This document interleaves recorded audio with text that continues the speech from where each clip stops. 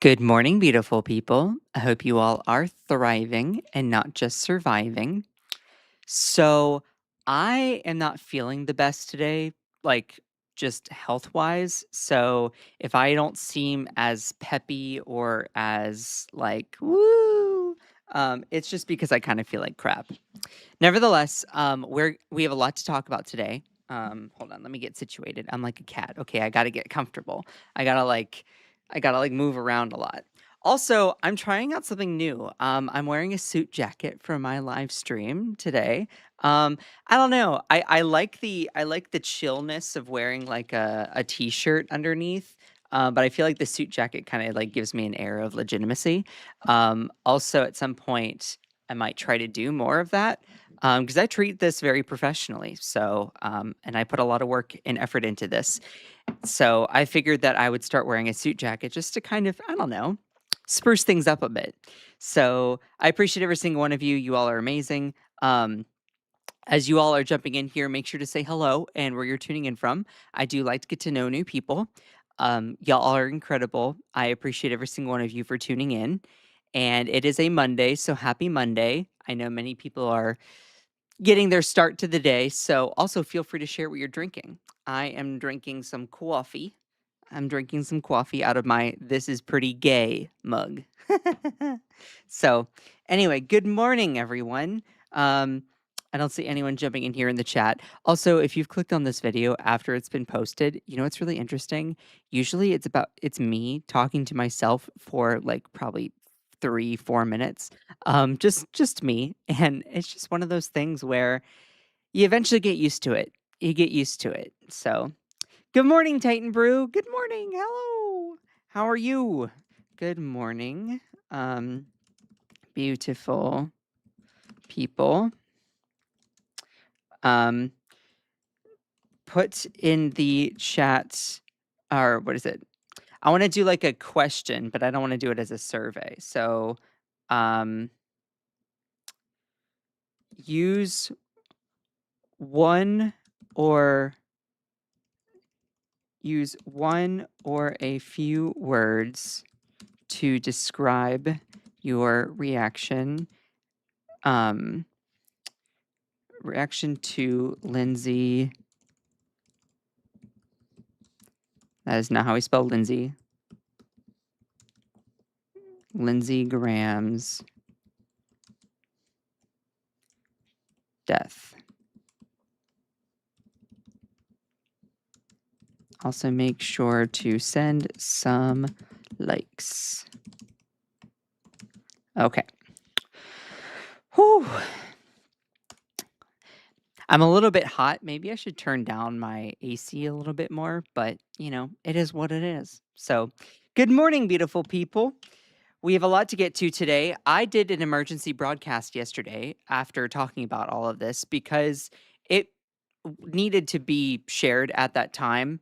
I did a big breakdown of it, and also I'll also do that. Sorry, I'm taking off my socks because I'm hot. Yeah, I am. Um, because it was really big breaking news at the time, and I wanted to make sure and share that information. So, all right, audio wise, there we go. This over here. I'm thinking about trying to like somehow, let's see if I can move this a little bit more. Why did it put me upside down? Did y'all see that? That was weird. That was weird. Um, so, alrighty. Alrighty. Who's going to be the third senator to die? Yeah, good question. Good question. So we have a lot to talk about today, so please make sure to send some likes. I am wearing a suit jacket, although I do not know how long that is going to last because I am burning up in this thing. I'm burning up in this thing. Hold on.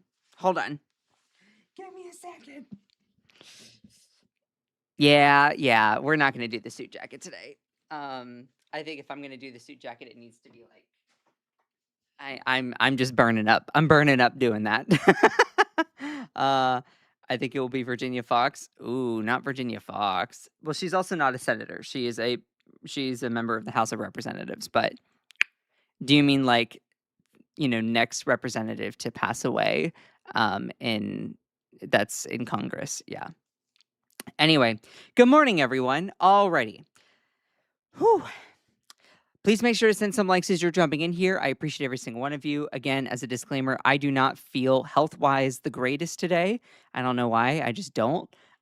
So bear with me throughout the broadcast. But we have so much to talk about today. Y'all are incredible. Please make sure to send some likes. Let's go ahead and get started now that it is the 5 minute and 40-second mark. So I'm going to go ahead and get started. I'm a lot like a cat. I have to get comfortable. Give me a second. Hold on. Okay. Okay. Alrighty. Alrighty. Congressional representative. Yeah. Okay.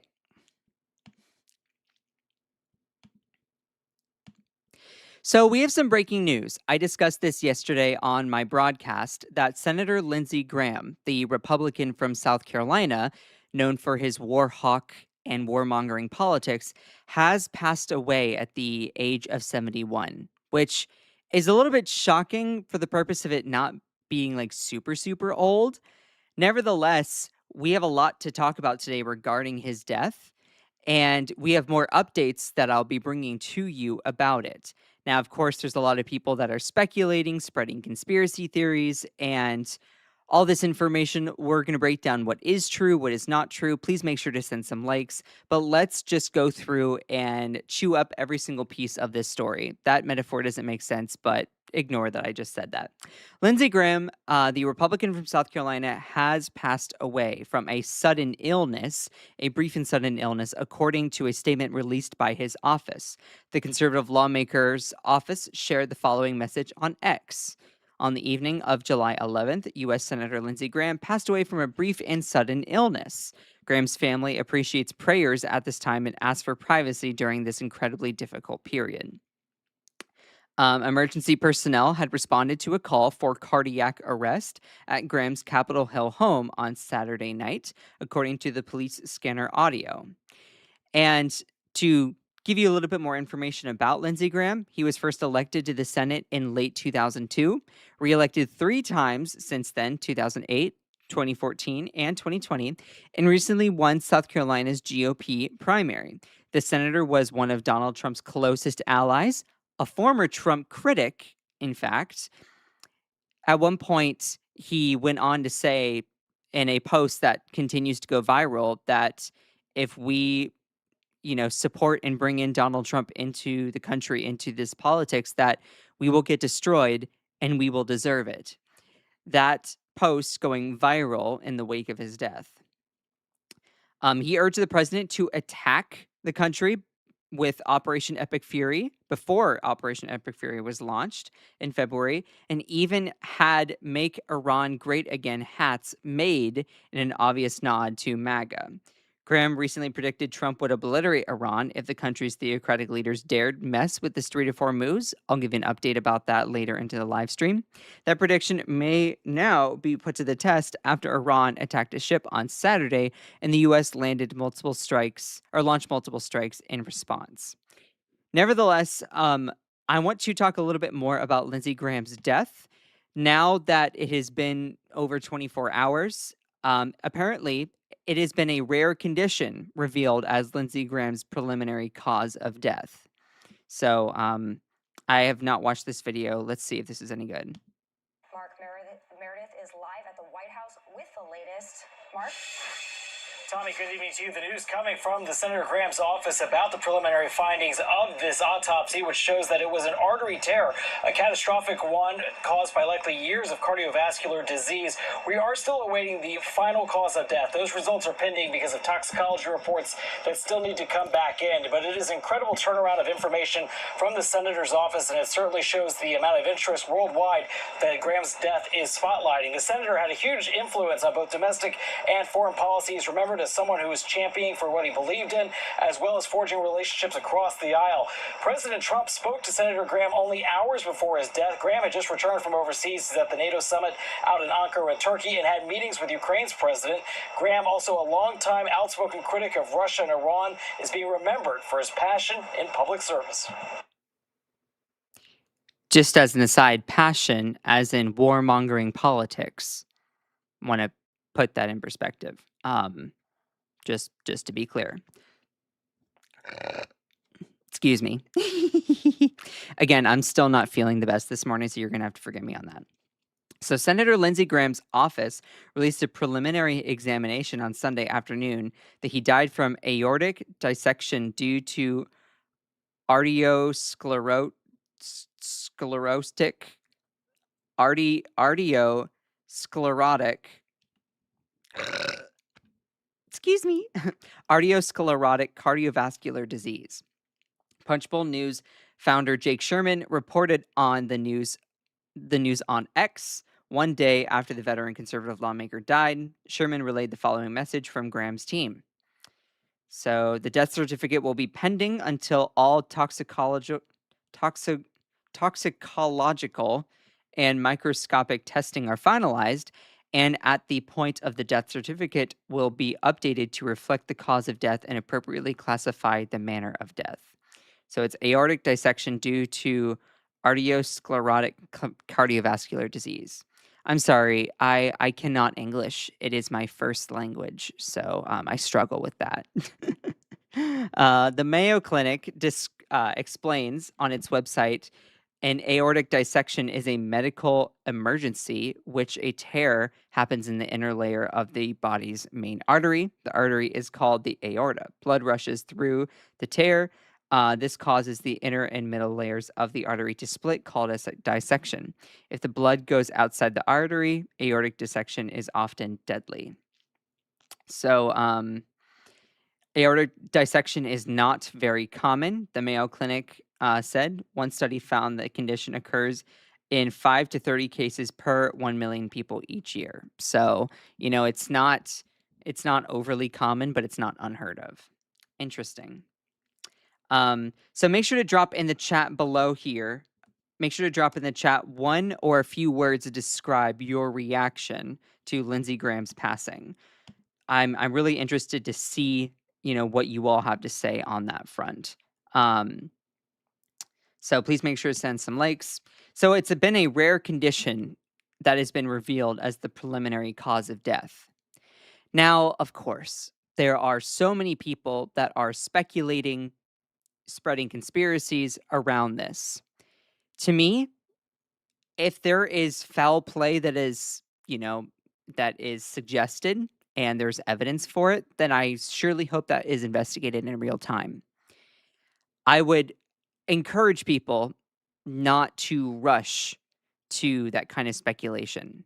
It's all right to investigate and have a hunch, but it's a different thing to believe with confidence and certainty. For instance, there are many things surrounding the deaths of recent other people that I question. Now, there's a difference between questioning and believing something. Where conspiracy theorists often get it wrong is they always believe in their assertions. They have confidence. They have this gut feeling that it has to be true because they want it to be true, instead of being a journalist and investigating it for the purpose of truth alone. So, I just want to share that information there. Also, another interesting wrinkle in this situation, Lindsey Graham brushed off Lindsey Graham brushed off urgent medical advice with morbid joke hours before his death. I have not read this all the way through, so we will digest it in real time. Late Senator Lindsey Graham reportedly dismissed advice to seek immediate medical attention after admitting he did not feel well in the hours before his sudden death, joking that he, quote, can't die now, and citing his ambition to normalize Saudi-Israeli relations. Interesting.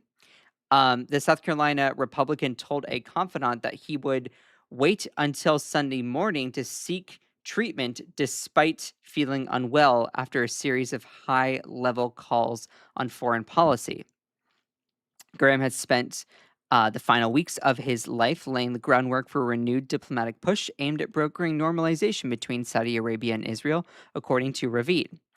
On Saturday evening, Graham spoke by phone with Trump, briefing the president on his recent trip to Ukraine and urging action on a Russia sanctions bill awaiting a Senate vote.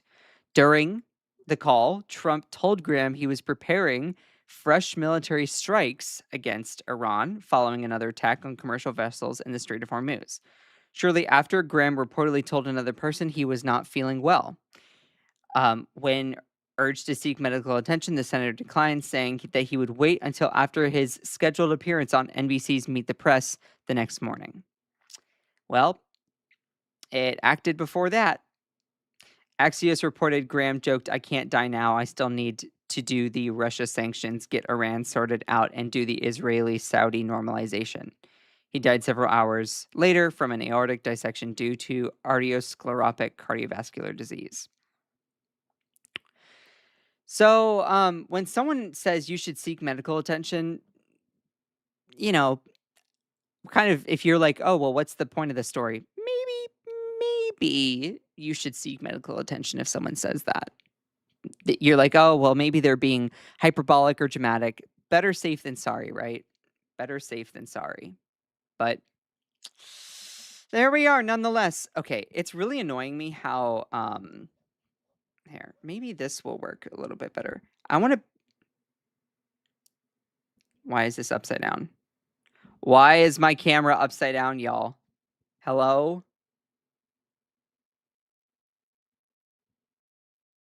I do not.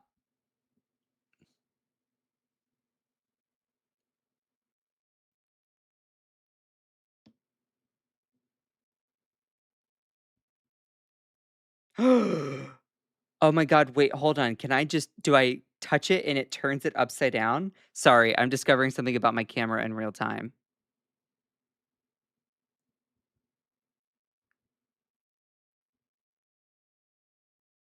Weird. Okay. I like it. You like my camera being upside down? That's a good look, right? I just don't want this to be in front of my face, but it is what it is because I need to figure out like maybe I should just do it this way. I need this to be like right here, but I also need to be able to look at my screen. But it's hard to hear me. Anyway, sorry, it's one of those things that I'm still troubleshooting my physical space here. But anyway, so apparently Lindsey Graham brushed off urgent medical advice. Okay. Honey, I mean, obviously it did not go well. Anything weird or different? You like anything weird or different? Yeah. Now, I'm actually going to clip that there. I appreciate every single one of you. How are we all doing in the chat? Happy Monday. Happy Monday to everyone here. All right, let me clip this together.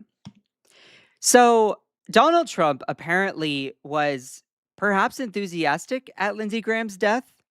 Now, this was my immediate gut reaction because when I saw Donald Trump's post where he said, "Lindsey Graham is dead," with an exclamation mark, I look at that and I'm like, are we celebrating? Are we happy? Are we exclaiming out into the world with a positive tone, or is this a tone of remorse? I'm inclined to think that it's the latter, but I don't know.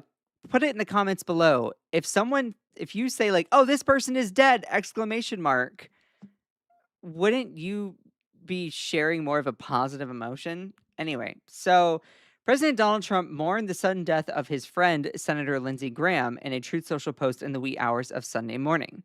In a statement, the senator's office said he died from a brief and sudden illness. As we covered in the previous segment, it looked like it was a arteriosclerotic cardiovascular disease and aortic dissection due to that condition. Nevertheless, Trump mourned the loss of his friend and biggest bootlicker, former Trump critic, by the way. On the evening of Saturday, July 11th, U.S. Senator Lindsey Graham passed from a brief and sudden illness. The statement from the senator's office read, "The family appreciates prayers and privacy in this difficult time." Graham, at 71, had served in the Senate since 2003 and was running for re-election and won. But of course, that was cut short due to his medical condition that led to his death. In a Truth Social post, this is what Donald Trump had said. Let's open up this link in a new tab. Senator Lindsey Graham, one of the greatest people and senators I've ever known, is dead. Why in the world does Donald Trump choose to use an exclamation mark.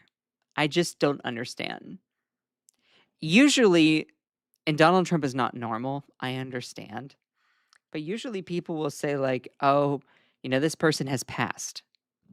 But he's like, he's dead." I initially read this and I'm like, "Is he happy?" He was always working and was a true American patriot. Lindsey will be greatly missed. Okay, so he does miss him. Of course, you would miss your lapdog as soon as he passes. That does make sense. That does make sense. Um, and he also said that Lindsey Graham was a tough one to lose. So Lindsey Graham is a big supporter of Donald Trump, also a former Trump critic. So what's really interesting is in the wake of Lindsey Graham's death, one of his posts is going viral again for what he said. Lindsey Graham's 2016 warning about Trump goes viral after his death. Graham was an early vocal critic of Trump prior to the 2016 election. He was an early primary opponent of Trump in 2016 and did not endorse him after dropping out or even during the general election after Trump had won the nomination. Of course, Graham went on to become a staunch Trump ally and regular golf partner throughout his first and second terms in office. But on Sunday, it was Graham's May 2016 warnings about Trump that got attention from many on the left. Lindsey Graham had said, "If we nominate Trump, we will get destroyed, and we will deserve it." Sorry, let me do it in Lindsey Graham's voice. "If we nominate Trump, we will get destroyed, and we will deserve it." I'm Southern, so I can do that voice. Rest in peace, Lindsey Graham. He was right all along. If we nominate Trump, we will get destroyed, and we will deserve it. Wow, Senator Lindsey Graham never deleted that. And that's interesting that he never deleted that. I don't know if that was intentional or on accident. Or by accident. I don't understand. This tweet should be printed on his tombstone. One for the road. Lindsey Graham is gone, but this tweet will live on forever. He could have deleted it, but he never did. One of the few things he ever got right. The bill finally came due. That's one of the few times Lindsey Graham was actually truthful. Lindsey Graham was right in 2016, but he sadly ended up capitulating to Trump and being part of what he warned Americans about. Interesting. Nonetheless, please make sure to answer in the poll or answer in the chat here. Use a couple words to describe your reaction to Lindsey Graham's passing. I don't really see many people doing that, which is fine. I appreciate every single one of you, though. Y'all are awesome. Why can't I click on different things here? Why won't it let me? There we go. There we go. We have 114 people in here. Y'all are incredible. And, Lindsey Graham, it's important to put in context, who is this guy? Lindsey Graham is someone who his war hawkish politics, his warmongering politics, is part of the reason why we are involved in this Iran war situation. Now you'll say, "Scott, don't speak ill of the dead." Well, if the dead was doing bad deeds when they were on Earth, then sorry, as a reporter, I'm going to journalistically cover what they did. Lindsey Graham, who never met a war he didn't want to send your kids to, dies at 71. Although Graham was a staunch Trump critic, he infamously declared in 2016 the Republican Party would get destroyed if Donald Trump became the presidential nominee. David Dayen, the executive editor of the American Prospect, remarked that Graham never met a war he didn't send your kids to. Alejandra Caraballo, clinical instructor at the Harvard Law School Cyber Law Clinic, also reflected on Graham's lifetime of war mongering. Quote, "You can say a lot about Lindsey Graham, but at least he got to see the world he wanted before he died. Bombing school children in Iran." And here's the thing. This goes for everyone, regardless of your political affiliation. It's, I think, peak gaslighting, and it's astounding to me when they're like, oh, you should make sure and be respectful. Be respectful. The man just passed, thoughts and prayers, show the family some privacy at this time. Here's the thing. Before you clutch your pearls and ask why people aren't respecting you, maybe you should understand why. Did you do things while you were alive on planet Earth that warrant such respect, that warrant that observation? See, when billionaires or when warmongers immediately demand respect, I'm like, no.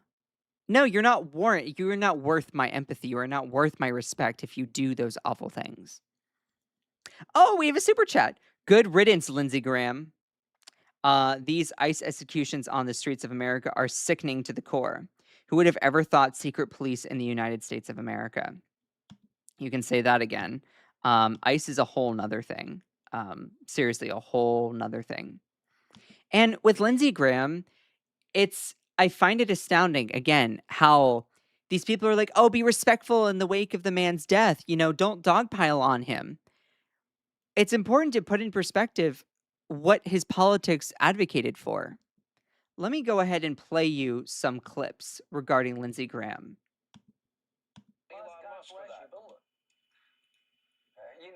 I've been going all over South Carolina like most people. Hadn't slept much. But look what's going on in Israel. Our friends in Israel surrounded by people that want to kill them, destroy them, a second Holocaust in the making. And Biden says be proportional. What is the proportional response to people who want to kill you and your family? Gosh. They're running out of ammunition in Israel. So instead of taking a moment to observe and talk about the victims of a huge deadly storm, Hurricane Helene, he immediately pivots to talking about Israel. That should tell you everything you need to know. But let's also play another clip here. Hold on. Give me just a second. Where is it? Here. Why is it okay for America to drop 2 nuclear bombs on Hiroshima and Nagasaki to end their existential threat war? Why was it okay for us to do that? I thought it was okay. To Israel, do whatever you have to do to survive as a Jewish state. Senator, again, military officials say whatever the technology has changed. But can I say? So he's basically saying, Israel, do whatever you need to do to exist as a Jewish state. And he also goes on to say and excuse the fact that we, the United States, deployed nuclear weapons against Nagasaki and Hiroshima during World War II. So he's inadvertently and alluding to Israel to deploy nuclear weapons against their enemies. I think we can all objectively say that nuclear war is something that should be avoided. Can I say this? Why is it okay for America to drop 2 nuclear bombs on Hiroshima and Nagasaki to end their existential threat war? Why was it okay for us to do that? I thought it was okay. To Israel, do whatever you have to do to survive as a Jewish state. And knowing Lindsey Graham, he also is one of the main reasons why we are involved in the Iran conflict. He kept poking Trump and saying, come on, invade Iran, invade Iran. I at one point did a whole broadcast and at one point okay, sorry. I'm used to I need you all to just take my word for it for a second. You can go and search in my videos. At one point, Lindsey Graham even advocated for Donald Trump to take Karg Island. Okay? I want to show you something here real quick. Google Maps. I want to show you something. Okay? So, for those people who are not familiar, this is the Strait of Hormuz. Okay? And Karg Island, I believe, is right here. Karg Island is an island owned and operated by Iran, which has like 90% of their 90% of their oil and gas refinery processing. Lindsey Graham has been advocating for the United States to take Karg Island. So he's advocating for a land invasion. He was advocating for land invasion of Iran and to take Karg Island, while also simultaneously claiming that, no, we don't need to invade Iran. This is property of Iran, and you're advocating to invade them. Wild. Wild. Um, yeah, so it's like he's like, "Mr. President, take Karg Island. This war is over." Go I will insert the video there. But yeah, and also a lot of people say that he was gay for war. So, interesting. Fund genocide, bankrupt taxpayers. Click both those buttons, the plan. You got it. Um, and before I really go into the segment talking all about how, people are not remorseful about his death, I talked about this yesterday. A couple other things I want to point out here. Kenneth Ross, former executive director of Human Rights Watch, had a similar analysis of Graham's character. Sorry, excuse me. Lindsey Graham supported the International Criminal Court when it charged Russian President Vladimir Putin, but turned on it when it charged Israeli Prime Minister Netanyahu, wrote Roth. Principled, he wasn't. Nicholas Grossman, professor of international relations at the University of Illinois. Sorry, excuse me. I'm not feeling super great this morning. You're going to forgive me. Nicholas Grossman, professor of international relations at the University of Illinois, wrote that Graham spent the last decade of his life in public service trying hard to be remembered as an enemy of the Constitution who worked to destroy American democracy. Lindsey Graham will forever be remembered as an enabler of a regime that has murdered people, destroyed democratic norms, and caused irreparable harm to this country. What a horrific legacy.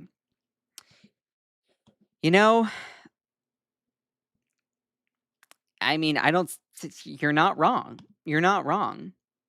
So I appreciate every single one of you. Please make sure to send some likes. Let me clip that there. Okay. While we're talking about Lindsey Graham, the senator that has passed on, the Republican senator who died over the weekend at age 71 from a sudden and mysterious illness, which now has been reported to have been aortic dissection due to arteriosclerotic cardiovascular disease. Say that 3 times as fast. This was a close ally of Donald Trump, but formerly was a huge Trump critic. And in the wake of his death, there was a 2016 post that was going viral. If we nominate Trump, we will get destroyed and we will deserve it. That going viral in the wake of his death, as I just said. And now he has officially died here. A lot of people are not super remorseful. And I think that's the bigger story. The bigger story isn't the fact that he's died or passed on. A lot of leaders will die. But I feel like it really shows the legacy you leave behind, the impact that you make on people, the impact that you have on discourse when people are not remorseful of your death. If you all remember Brian Thompson, the United Healthcare CEO that was, shot by Luigi Mangione, the family was like asking for thoughts, prayers, and privacy during that time. And people said, no, why should we give you that respect and that privacy? You and United Healthcare and that horrible corporation monetizes and makes endless amounts of profits by denying people healthcare. That is your business model. Why should we give you care, love, and empathy when your business model denied it to my loved one when they needed help? Or similar, Charlie Kirk. People were not remorseful when he passed because of the awful, deplorable things that he said on a daily basis. So, a lot of people are like, "Oh, be respectful in the wake of Lindsey Graham's death." A lot of people say, "No. Why should we?" We would be remorseful. We would show appreciation if he did stuff that was worth recognizing. And I don't think that that these like wealthy people or these powerful people really understand and are self-aware enough to realize that just because they're in those positions of power does not mean that people are going to immediately kiss their feet. So, you had a lot of reactions over on X. I'm going to start off with Anna Kasparian. I can also share this as a personal angle. I used to be a part of the Young Turks Network. I was an affiliated creator on TYT's The Breakdown. As soon as TYT took a very anti-trans pivot, I decided, no, I don't need to be a part of this. I'm out. I don't want to be a part of a company that normalizes anti-trans bigotry as somehow up for debate. And, I just want to point out that TYT has lost a lot of LGBTQ creators because of that. Um, and Anna Kasparian came out and just said, good riddance. Good riddance. Now, she doesn't say what it's about in the post here, but I think that it's pretty clear what it's about. So now, for the sake of just being fair here and just for information, I have liked a whole bunch of these posts so that I can show you on X about them. That doesn't necessarily mean I support what was said personally. But good riddance. And again, you have to do things. People will remember you fondly if you do good things. And I understand. And I will give support. I would say good riddance as well. Because when you are a warmonger and do endless damage to American politics and warmongering abroad, yeah, good riddance. I'm not going around celebrating his death like with United Healthcare CEO or Charlie Kirk. I'm not celebrating like woo. Like, no, I'm not going to celebrate, but don't ask me to be sad. Don't ask me to be remorseful. Don't ask me to give thoughts and prayers or to respect their privacy during this time. You're only deserving of my respect if you do something worth respect that is respectable. If you do good things while you are alive, then you will be remembered fondly. If you do horrible things, then people will not remember you in a good light. But that's asking too much of those people. Good riddance. Huge blow for the Israel lobby. Such a big investment in the gutter. This person said, you're a pig in everything that is wrong with the online space these days. Sure, don't like a man's politics, but this is disgusting.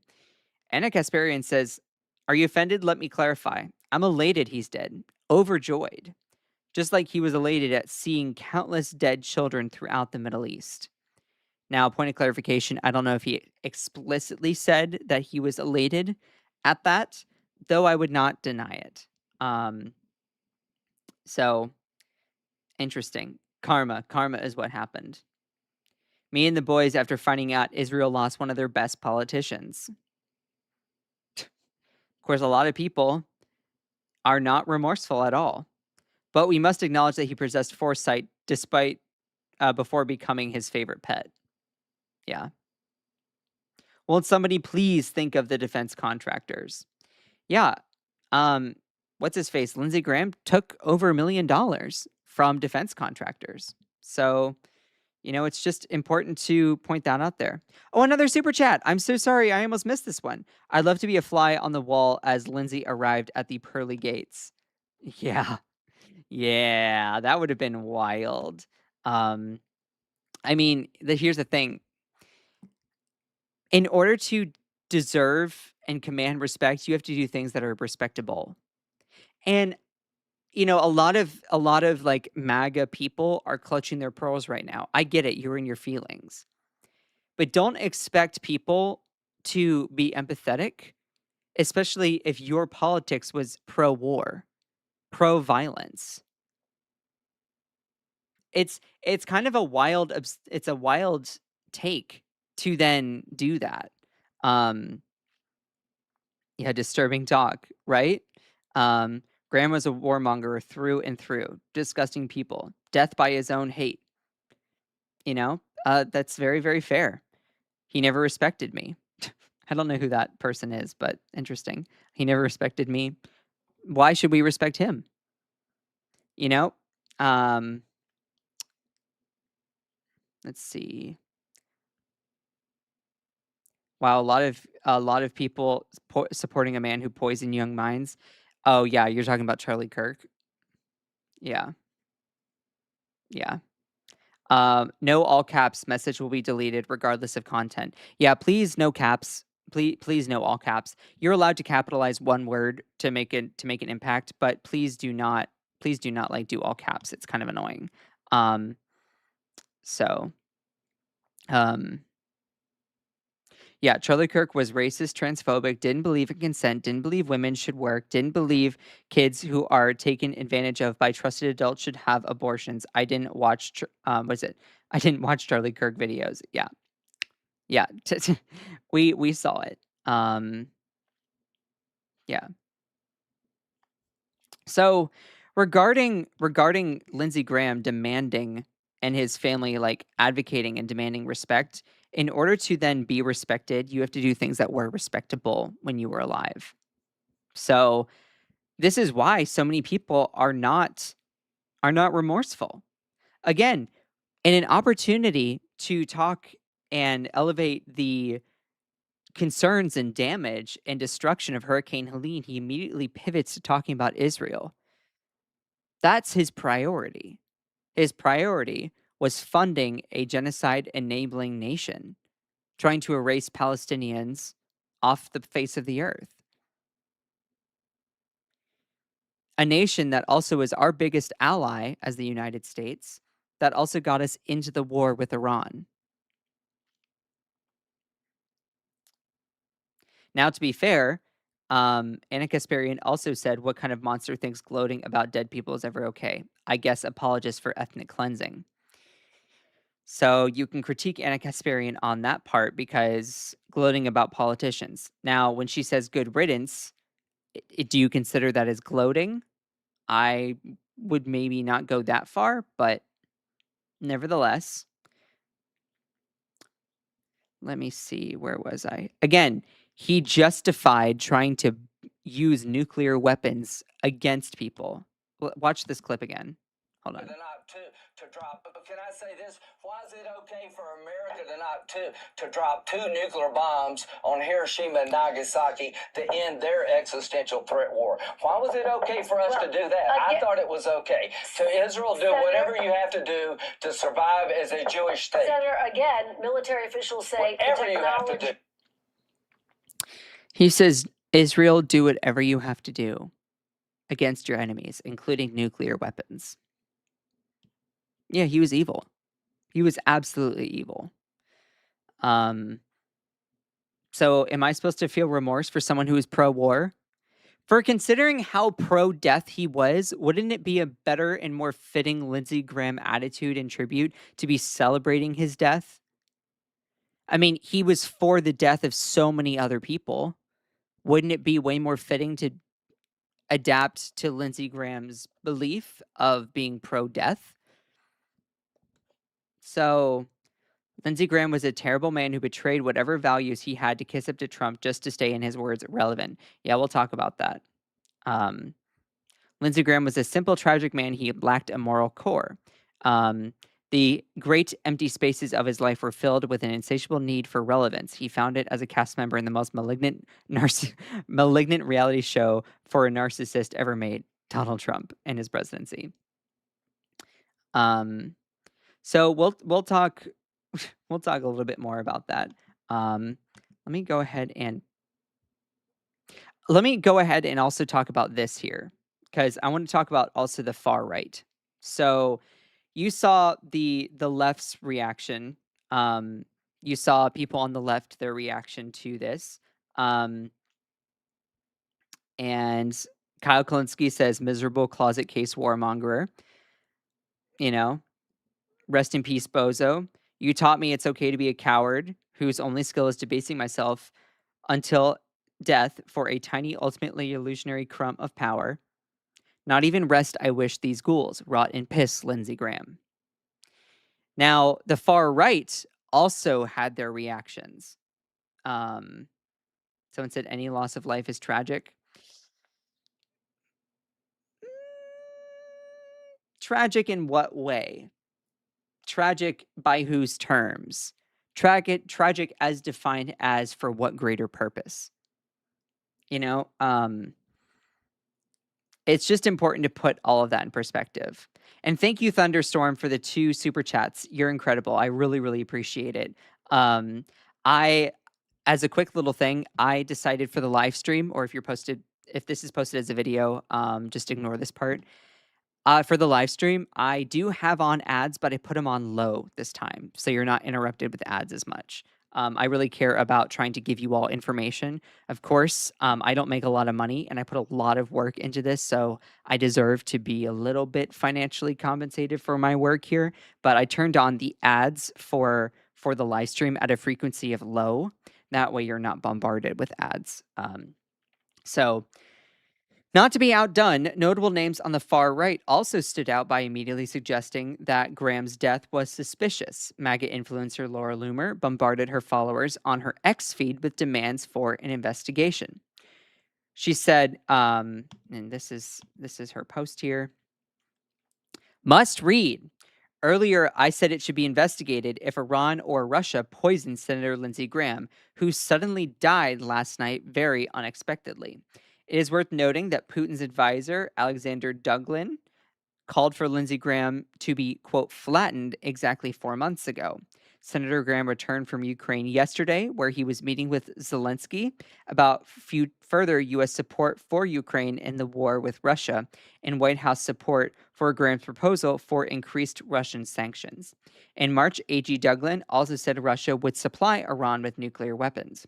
Iran called for Senator Graham's assassination last weekend at Khamenei's funeral, where Russian government sent a delegation. There needs to be an investigation and a toxicology report. Now, per what Laura Loomer is saying here, I don't disagree with the fact there needs to be an investigation. The timing is suspect. The timing of him immediately coming back from negotiating a deal with Ukrainian President Zelensky and dying shortly after is suspicious and warrants a closer look. Now, suspicion is not certainty. Suspicion is not proof. Suspicion and conspiracy theories are just that. It's important to delineate between believing and just investigating. So, before people start believing there was foul play, let's take in all the information and digest it in bits. To fully verify some of this, it is being reported, as of right now, that it was a rare condition revealed as Lindsey Graham's preliminary cause of death. Aortic dissection due to arteriosclerotic cardiovascular disease, which is what his office has released. Punchbowl News founder Jake Sherman reported the news on X one day after the veteran conservative lawmaker died.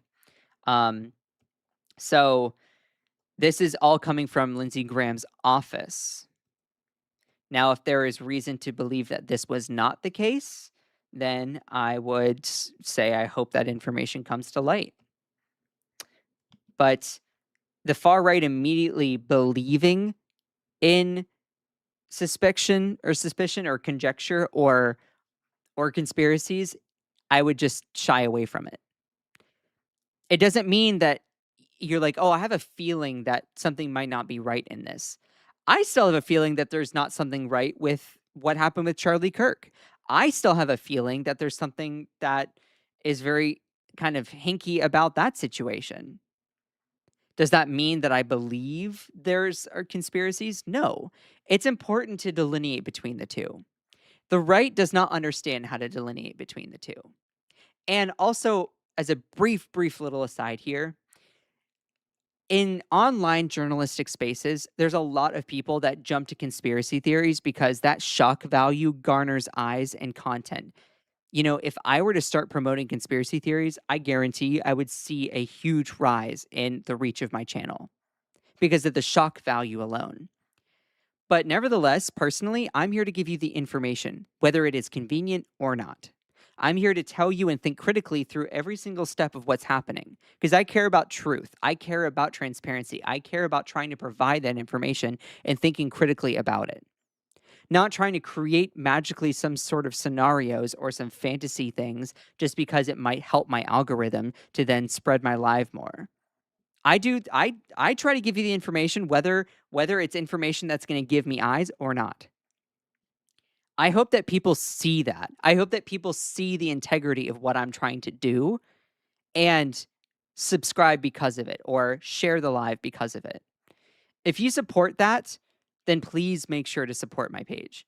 Um, and again, I know I'm going off on a little bit of a side tangent, but the reason why I do what I do is it's hard. It's hard to sift through all of the noise, sift through all of the crap, all of the crud, all of the suspicion, the conspiracies. It's hard to sift through and know what's just the objective information. Now, I share my opinion and I make that known, but I also make it very clear what is my opinion and not. And there's a lot of people who work. I shouldn't say it like that. A lot of people just work, and don't have time to think critically like I do about politics. And that's why they rely on what I do. I take that as an oath. I take that as a badge of honor. I don't take that lightly. So I appreciate every single one of you. I really, really do. Laura Loomer, back to this. Laura Loomer also noted that Russian state-owned outlet RT posting a clip of Iran state media celebrating Graham's death. So this is also something interesting, another wrinkle in this. Russian state media is promoting Iran's celebration of Lindsey Graham's sudden death, Loomer wrote. This is very suspicious.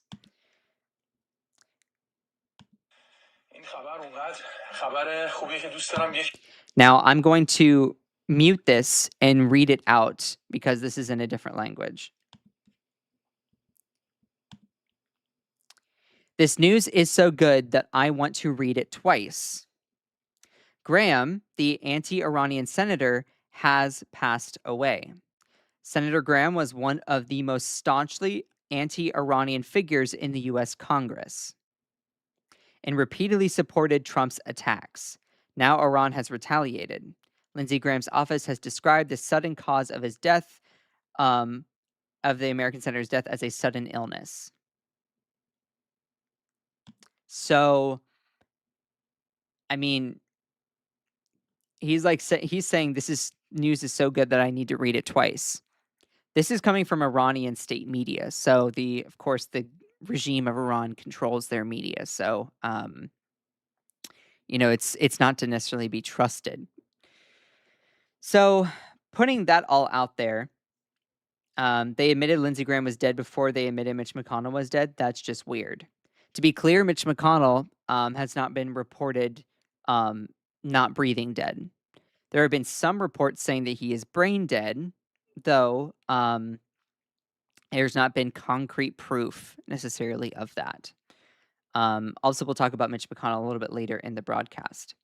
It's no secret that I'm no fan of Lindsey Graham, but there must be a full comprehensive autopsy and results must be released to the public. Graham has no kids and was never married, so it's unclear who makes that call, but Americans deserve transparency here. Lindsey Graham was at Disney in March and now he's suddenly dead?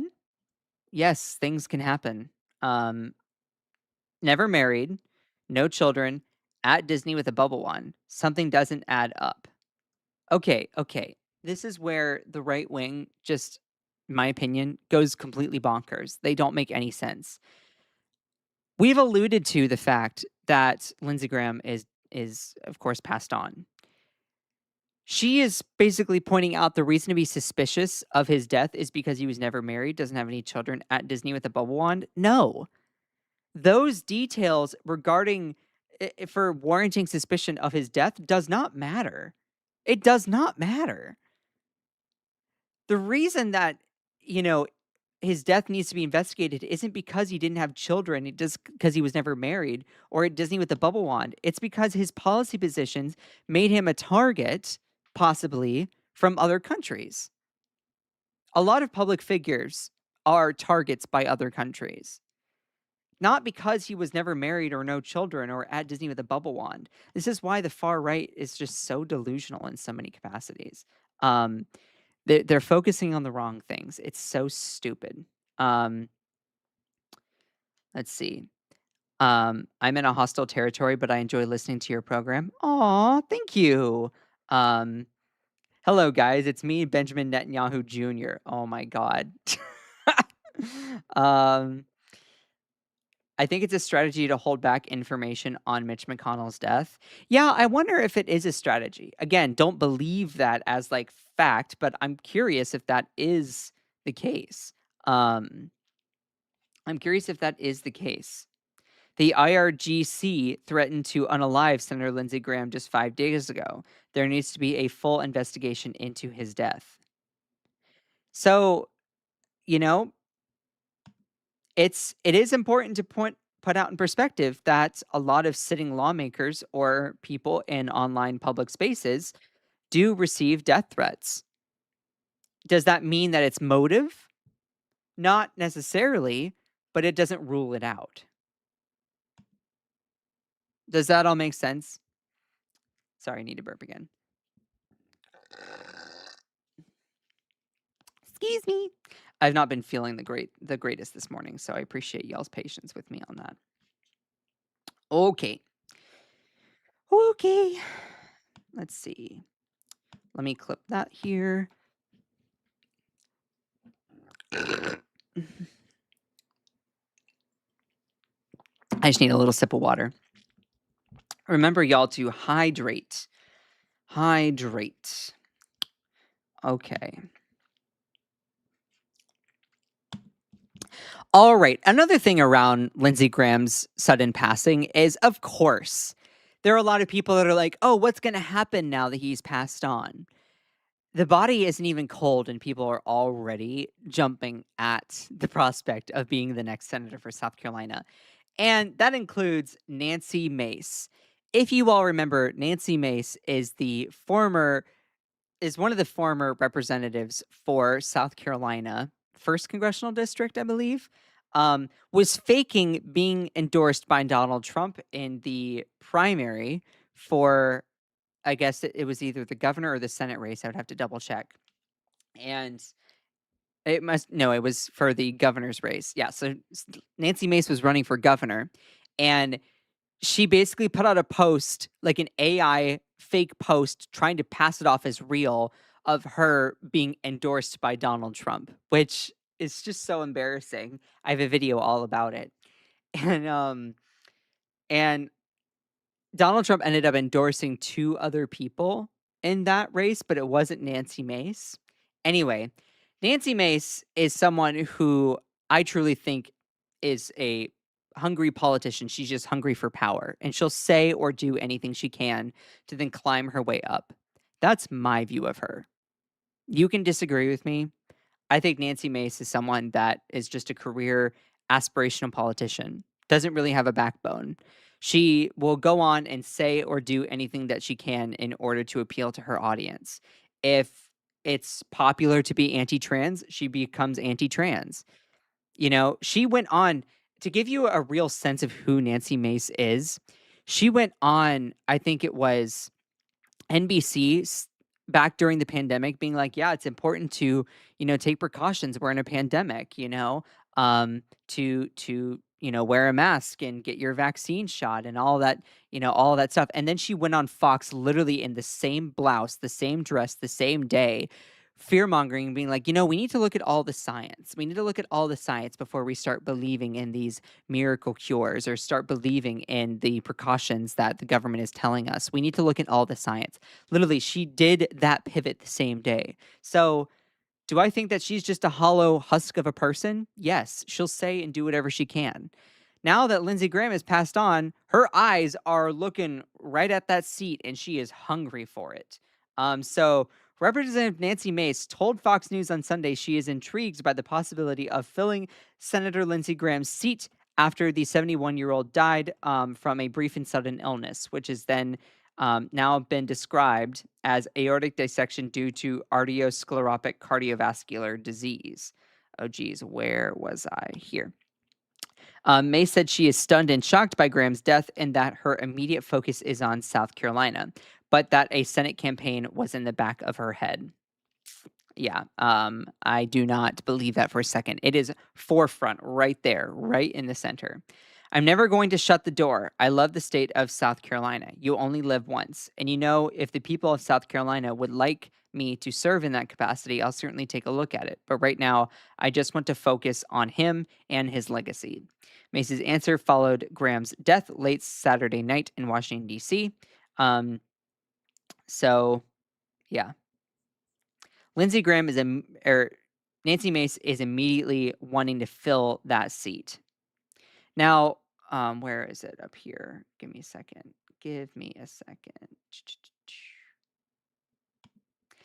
What's also an interesting wrinkle in this story here is Trump's Treasury Secretary, Scott Bessent, is apparently fielding calls to run for Lindsey Graham's seat. Fielding calls. So I'm intrigued. I'm intrigued as to this. Your integrity is why I listen. Oh my God, thank you. Oh my God, that seriously means a lot. Who said that? There's one person that said that in here, and I just, where was it? Where was it? Someone said your integrity is why I listen. I need to see that because that really means a lot. Ellen, thank you, Ellen. So Trump Treasury Secretary Scott Bessent is said to be fielding calls from power brokers urging him to run for the Senate seat held by Senator Lindsey Graham. Oh wait, it's said to be fielding calls from power brokers urging him to run for the Senate seat. Wait a minute. So I thought he was like recruiting people to run. Apparently people are trying to get him to run. Politico reported Sunday that Bessent is a South Carolina native who has maintained a house there since his time in Washington. Bessent was fielding calls from people asking him to run, according to a person familiar with the communications, the report said. Another person close to Bessent said his interest is staying on as Treasury Secretary, a role he's long wanted. Okay, so wait a minute. People are calling up Scott Bessent being like, hey, you want to fill this seat? Oh my God. Now, what's also, we'll talk about this a little bit more. Lindsey Graham was a closeted gay guy. Lindsey Graham was an LGBTQ person. And I guess they're trying to fill the seat with another older white gay guy from South Carolina that's also very pro-Trump. So, and for those people who do not know, Scott Bessent is openly gay. He's an openly gay guy. You know, he's not really rude in the community or anything like that, but still. So they're trying to get him to run. Interesting. Since word of Graham's death broke Sunday morning, Republicans have been scrambling over how to keep his Senate seat. President Donald Trump told NBC News that he had someone in mind for Graham's seat, but didn't elaborate. Oh. Outgoing Representative Nancy Mace told CNN that she was not pursuing an interim appointment that could be made by South Carolina Governor Henry McMaster. I told the government this morning that I suggested that he should nominate himself, Mace told Frederica Whitfield. That doesn't seem right to me. He can do that to be a sort of caretaker in between now and January 3rd, and then there would be a special election. I'm not pursuing it. I'm told that Joe Wilson's not pursuing it, that interim appointment, because we need every vote that we can to have for a president in the House as it stands today, Mace said. Mace added, I would be remiss if I didn't look at running for the seat, but right now my focus is going to be on mourning Lindsey Graham and honoring his legacy. Yeah, no, Nancy Mace is eyeing that seat. She is 100% eyeing that seat. A very bigoted guy. I got me, myself, and mine. F the rest of you. Facts. Yeah.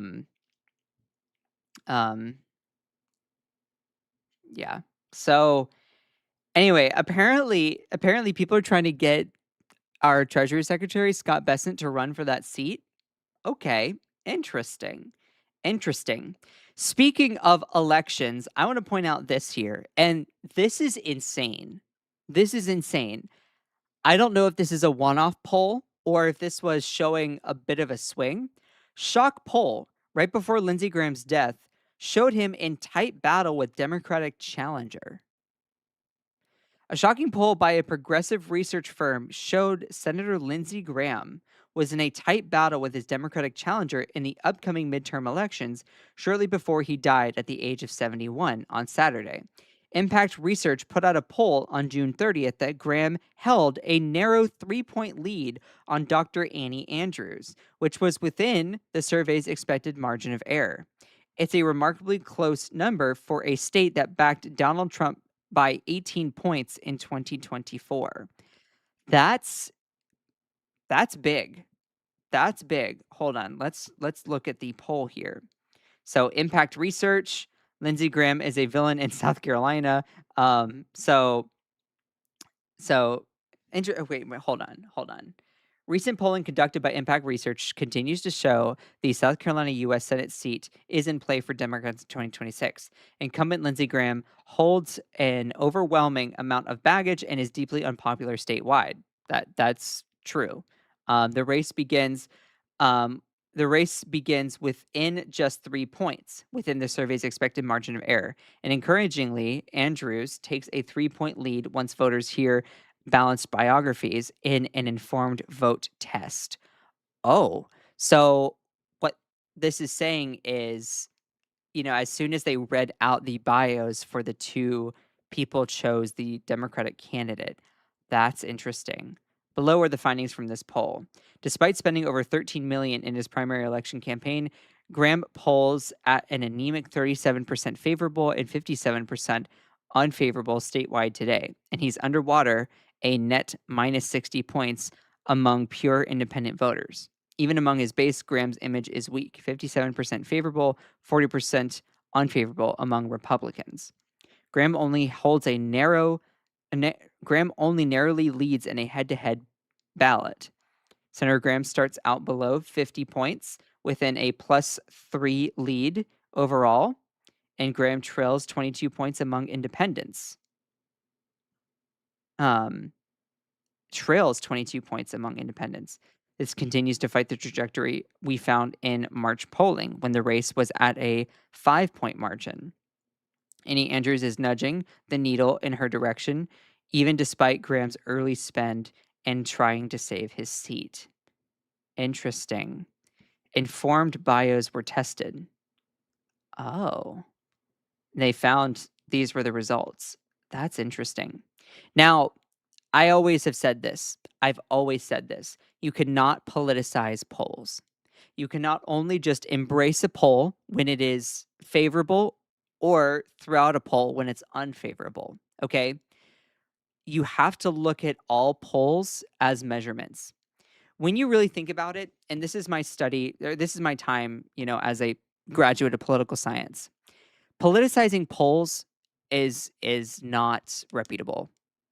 You can't just throw out a poll because you don't like it, and you can't just embrace one because you do. Okay? Polls are conducted through educated guesses based on evidence and data. There could be, when you're doing polls, depending on the way you ask questions, depending on the way you frame questions, depending on the method, the survey that you do, you might skew it in order to get a certain result. And we all know that shock polls garner eyes. So it's important to put that in perspective. Though it seems like, and it's no secret, it's no secret that Lindsey Graham is unpopular as a person, even amongst Republicans, comparatively speaking. And being in a tight race with his Democratic challenger is really interesting fabric, a really interesting wrinkle to that. Polls are based on guesses. They're based on educated guesses with data attached, comparing previous cycles. So polls, of course, have a little bit of guessing and speculation, though they are also a great way to understand and look at what people support. I mean, polls are also scientific. They're not just guesses. So don't do that. Polls are not just guesses. Polls measure people's feelings towards something, but you can manipulate what those feelings are or how they show up or are indicated depending on the way you ask the questions or frame the questions. So let's not do it that way. So wanted to point all of that out there. Those are two interesting stories. Okay, let me clip that. How many people we got in here? 86. Y'all are amazing. Thank you for being here. I still am not feeling the best today, but nevertheless, we are thriving. Excuse me. Is my webcam stalling at all for you all? Please put it in the chat below. Is there like a pause? Is there a pause at all? Like when I'm moving around, does it lag? Let me know. Is there a lag in the camera? Please let me know. Let's see. I want to talk about a couple other things. Enough about Lindsey Graham. I put a lot of work into this segment. I put a lot of work into all of what I do. So, yeah, that. All right.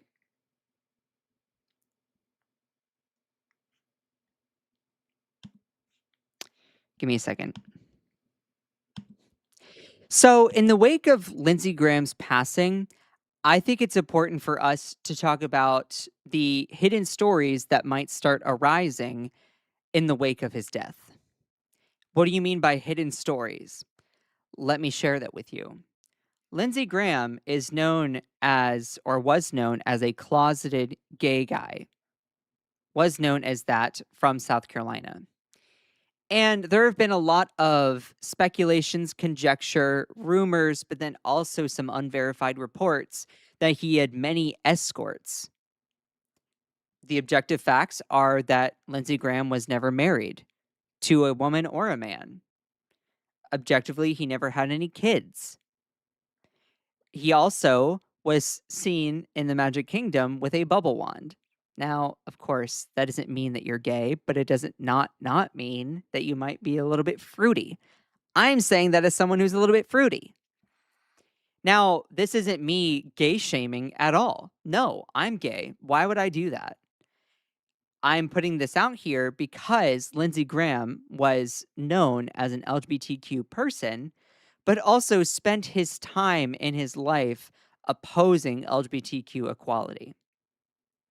Lindsey Graham, ally who opposed LGBTQ rights, consistently denied being gay. And I want to point out that, he has a long record of opposing LGBTQ equality. Graham voted for the Defense of Marriage Act as a member of the House in 1996.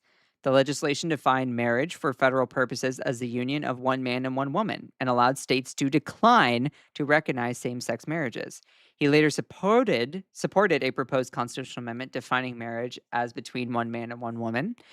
In statements supporting the amendment, Graham argued that judges should not be permitted to change the definition of marriage. In 2010, Graham voted against the legislation that repealed Don't Ask, Don't Tell, the policy that forced lesbian and gay and bisexual service members to conceal their sexual orientation to remain in the military. The repeal measure passed the Senate by 65-31. Graham also voted against the Employment Non-Discrimination Act of 2013. The bill would have prohibited workplace discrimination based on sexual orientation or gender identity.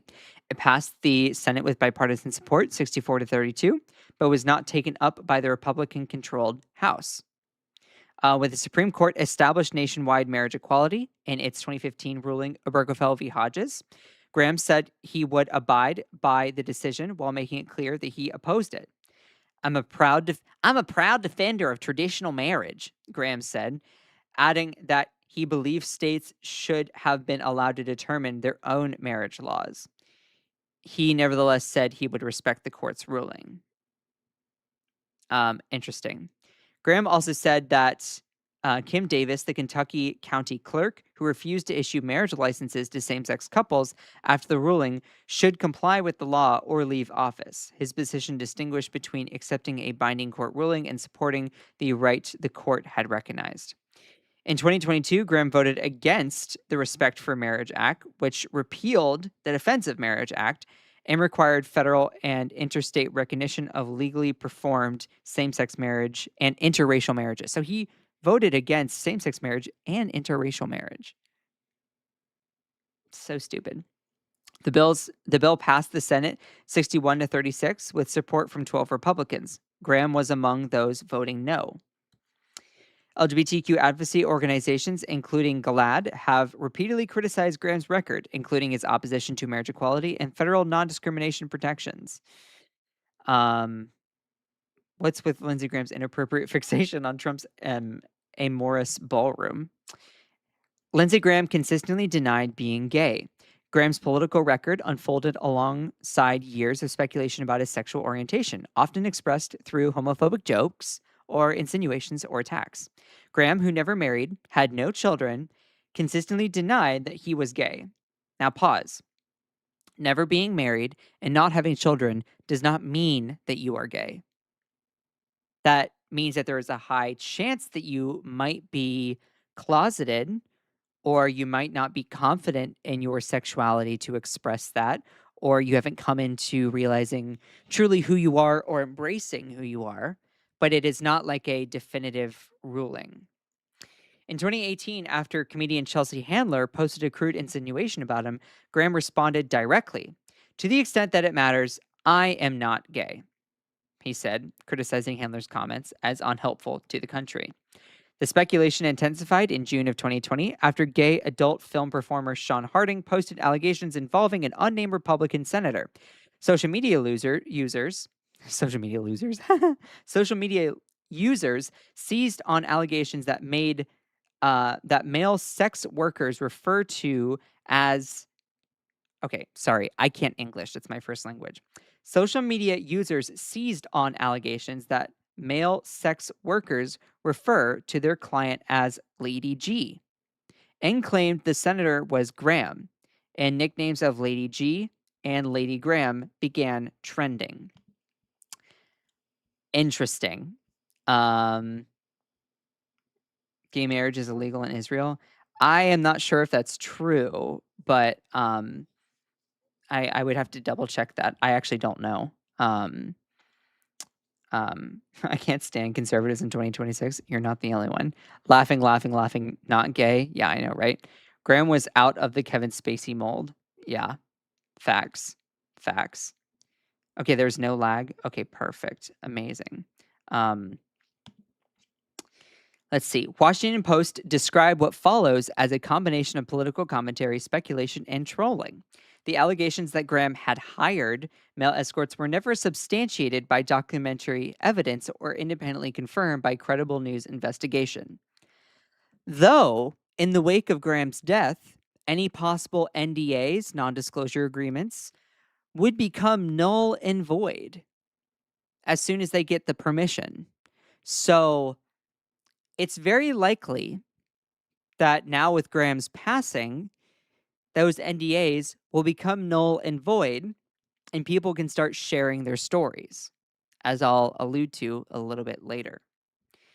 In 2025, far-right activist Laura Loomer testified in a deposition that members of Trump's staff had told her Graham was gay. Her account was secondhand, and she offered no independent evidence substantiating the assertion. The rumors became a persistent feature of Graham's public image, particularly among critics who suggested that a gay politician opposing LGBTQ rights would represent political hypocrisy, but Graham's sexual orientation was never publicly established. Whatever the truth of his private life, Graham repeatedly used his public power to oppose rights and protections for LGBTQ Americans. Which leads me to talk about this. For those people who are not familiar, I want to show you this person. James is smiling. Jesse James Rose.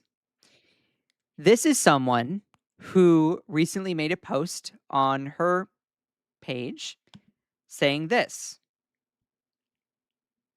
Just woke up to find out Lindsey Graham is dead. LOL. Most of you know him as the homophobic senator from South Carolina, but to me, he will always be the man who paid a Twinkie pre transition college student, meaning her, a fat stack of cash to do unspeakable things to him in a hotel room while he wore red lingerie. It is a canon trans event to have far right freaks bankrolling you, then turning around and voting against you. People love to judge us for it, but I never see them opening up their wallets. Shout out to sex workers everywhere. Oh, I wish that this thing would go away. Forced to humanize their enemies. She went on to say, it is an absolute mine, FUCK, to me, that one of the reasons I have any semblance of financial security and a lack of student loans is because of this man. At the time, I had no idea who he was. And I only figured it out because another group of twinks leaked Lady G to the media. Some queers tried to grandstand critique this, saying we shouldn't out people. I believe bigots with power deserve no peace or privacy, especially when they hold public office. I'm glad they did it. Icons forever. Anyway, if you ever enjoyed what I do on the internet, know that it is in part because of Lindsey's generous donation over a decade ago. If I've ever sent you dollars for something, know that was a Kickstarter. And now I really wish I could see the rest of this, but I can't get these things to go away here. And now, the now deceased sissy senator from South Carolina. Lindsey, rest in hell for what you did to our community. Hold on. I will continue to love I will continue to love queer and trans people harder than you ever hated us. You lived every second of our time being together, and now everyone knows. So that's astounding. You can also see it on their story. Oh, actually, no, they put it on their story. I have screenshots of it, but it was on their story at one point earlier this morning. So, what are y'all's thoughts on that? You want me to read it through one more time here? Holy crap, wait, what? Yeah, let me read this through again, because it's a lot to take in. For those people who may not be familiar, this is James is Smiling. James is Smiling transitioned. So now she goes by Jessie James Rose. Her prior years, she was known as an LGBTQ twink, just like myself, a smaller little gay guy. Now has transitioned. And this is her. Not gonna lie, she's gorgeous, okay? She is gorgeous. Also, posted this on her feed about a day ago. Just woke up to find out Lindsey Graham is dead. LOL. Most of you know him as the homophobic senator from South Carolina. But to me, he will always be known as the man who paid a pre-transition Twinkie college student, raises her hand, a fat stack of cash to do unspeakable things to him in a hotel room while he wore red lingerie.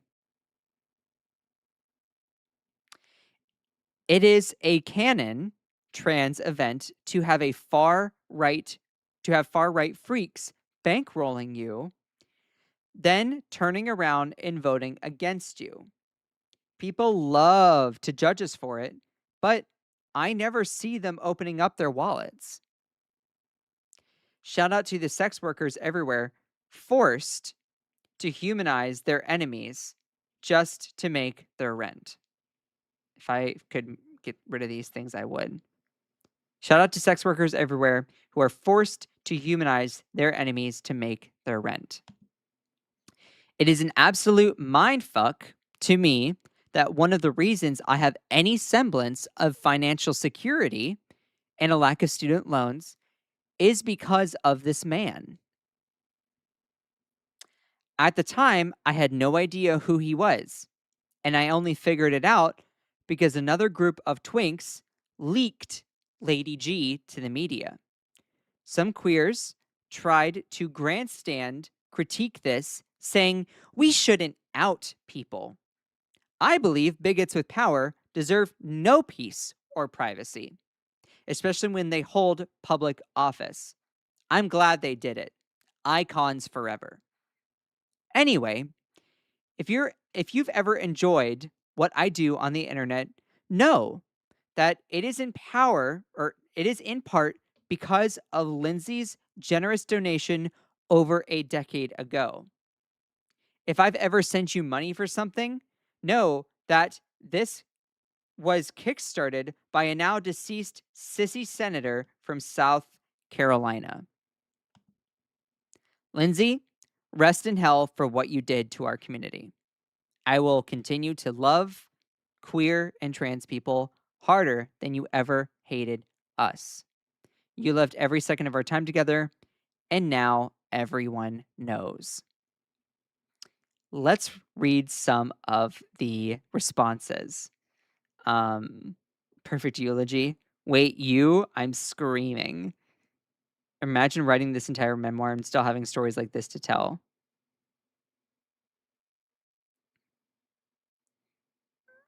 I'm so glad you shared this today.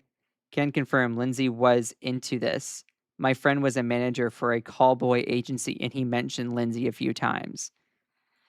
Now, as much as I like this person, my journalistic integrity is like I want to make sure and verify these claims. When people share their stories, share these things, I'm like, okay, there's a serious investigation that needs to be, verified.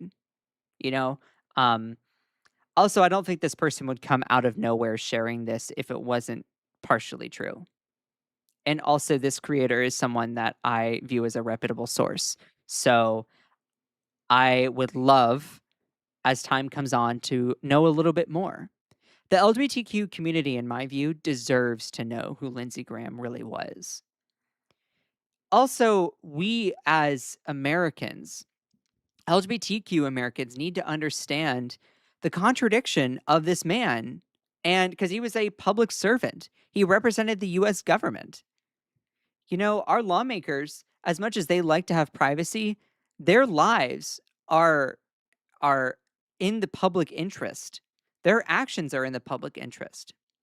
A homophobic senator, warmonger, war hawk, getting us involved in the Iran war situation, also being homophobic and having escorts and passing and pushing forward anti-LGBTQ like legislation. Yeah, his full legacy needs to be known for the purpose of truth, honesty, and integrity. Um,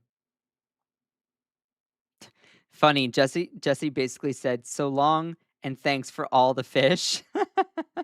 um, um, People identify in so many different ways. I don't care as long as they are comfortable in their own skin. If their identity is to be a homophobic POS, then you don't get to identify in that way. People identify in different ways. I don't care. I understand, I think, where you're trying to come from. But if they identify as being homophobic, then no, do not expect me to give that respect. Um, but, that's not surprising even in the least. My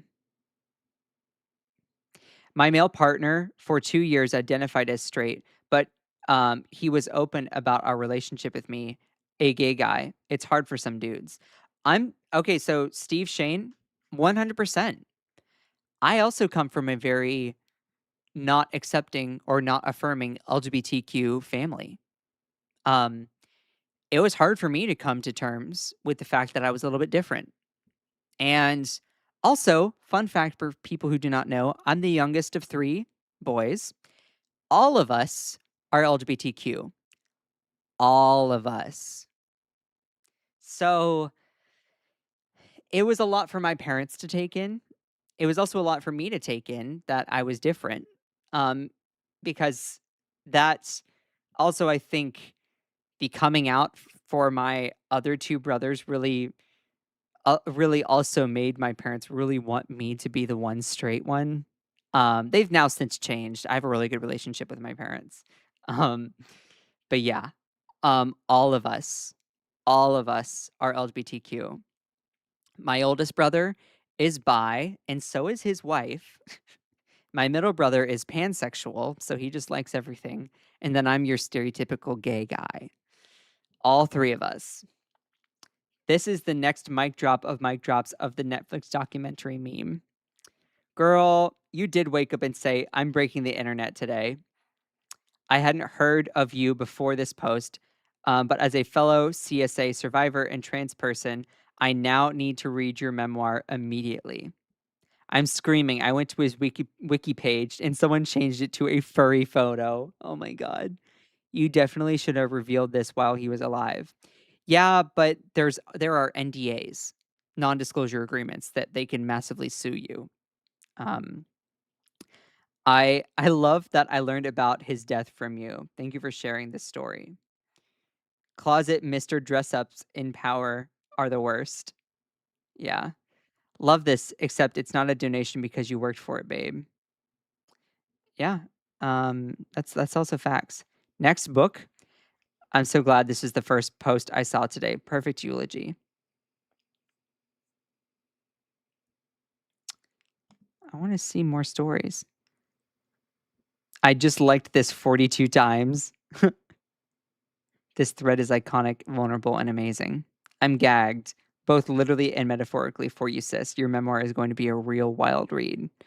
Is this in your book? Because it should be. I'm so proud of you for sharing your story. And sorry you had to go through that, but also glad you got paid even more so that he is dead. Yeah. So that's an interesting wrinkle to that story that I wanted to share.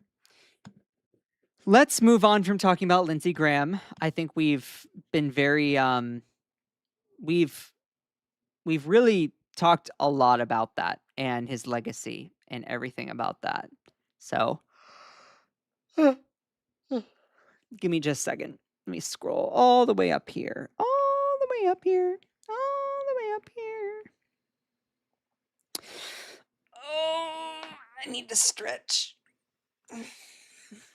Reminder, y'all, please make sure to stay hydrated.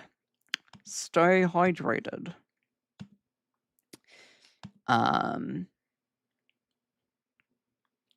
All 3 is statistically unlikely. Wow. Yeah. Yeah. All 3 of us. All 3. Me and my 2 older brothers. Coming from a family that was very Southern and very traditional and very Christian, that was definitely difficult for my parents to accept. The fact that I was also gay was a lot for them to take in. 3 out of 3. I remember my mom looking over at my father and was like, "Really? Another one? Another one?" Yeah, it was a lot. I'll definitely be reading this memoir. I would love to have Scott as a bestie. Oh, I'll be your bestie. Um, I talked to your mama, Scott, beautiful person. Yeah, no, my mom is great. It was a lot for them and I think most of my parents' fear of me being gay wasn't, of course, they disagreed with it, before becoming affirming.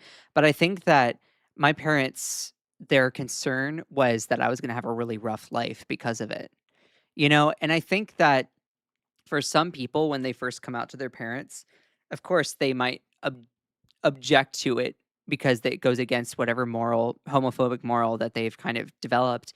But I know for my parents, at least, um, a good chunk of their concern was that I was just going to be bullied, that I was gonna have a rough life, that people were not gonna look favorable on me, and I think it's understandable. You know, when you're a parent, you don't wanna see your kid go through excessive amounts of adversity, especially if that's something that they choose, if that's how they frame it in their mind. But I was like, "No, this isn't something that I'm choosing. This is something that I am affirming as how it's always been."